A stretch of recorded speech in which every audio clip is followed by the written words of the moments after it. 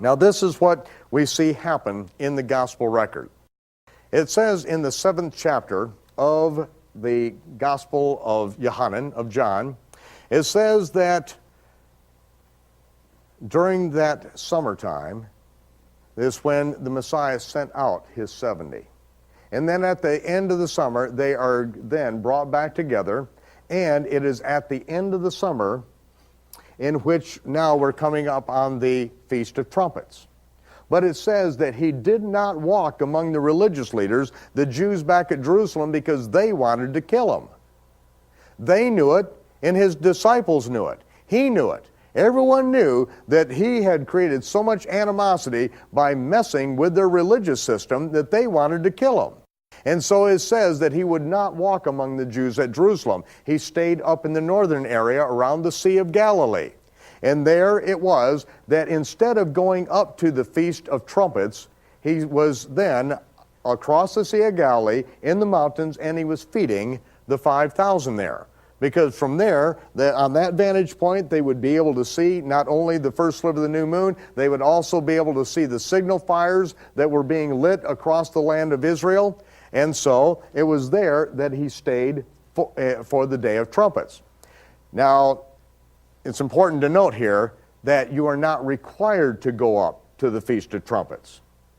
There's no regulation requiring anyone to go to the Feast of Trumpets. In fact, you're busy, you're working, and when that trumpet sounds wherever you are, boom, right then, it's the Day of Trumpets for you, no matter where you are. And so it is there that at the Day of Trumpets, then afterward, he crosses the Sea of Galilee, goes over to Capernaum, and he goes into the synagogue on the Sabbath day. And what does he teach in the synagogue? He teaches about the last day and the resurrection. And I will raise him up on the last day. It is always the last day, which is the seventh day, the seventh millennium, and the resurrection. I will raise him up. I will raise him up. That was the theme of everything that he spoke there at the synagogue. Why? Because it's at the time of the Day of Trumpets. And so he's teaching what goes along with that particular feast. The Messiah is interpreting all the feast in the Gospels so that we know what significance to attach to these things. And so when we go to the book of Revelation, we can see how the Messiah fulfills these things, because he's already told us in the Gospels. But if we don't understand the feast when we read the Gospels, we don't know what he's teaching and what he is interpreting and what he is making clear. That's why the feasts are so important. And so now, after he teaches, now it's just a few days until Yom Kippur, the Day of Atonement. And again, the Day of Atonement, it is nice, it is wonderful to be at Jerusalem for this, but you're not required to be at Jerusalem for it. God had this all planned out. He knew what he was doing. And so, seeing how they wanted to kill him there, that's when Yeshua went out into the mountains and took 3 of his disciples, Peter, James, and John. And when he was out into the countryside, out in the mountains, it says there appeared unto him Moses and Elijah. That was when the transfiguration occurred on the Day of Atonement. He wasn't required to be at Jerusalem. He stayed out of Jerusalem. And when Moses and Elijah appeared, it was for a very specific purpose. Because at every marriage feast, at the beginning of the marriage, there are always the 2 witnesses. One is Elijah, who represents the prophets. One is Moses, which represents the Torah. The Torah and the prophets are represented at not only every marriage, but also every official state function in the land of Israel.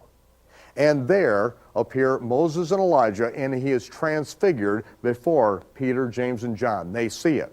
What is happening is he is being anointed as the high priest, because now, 5 days later, he will turn 30 years old and can enter the priesthood and can fulfill the priesthood after the order of Melchizedek. Not after the Levitical priesthood, but the order of Melchizedek. Not after the Levitical priesthood, because he is of the tribe of Judah, right?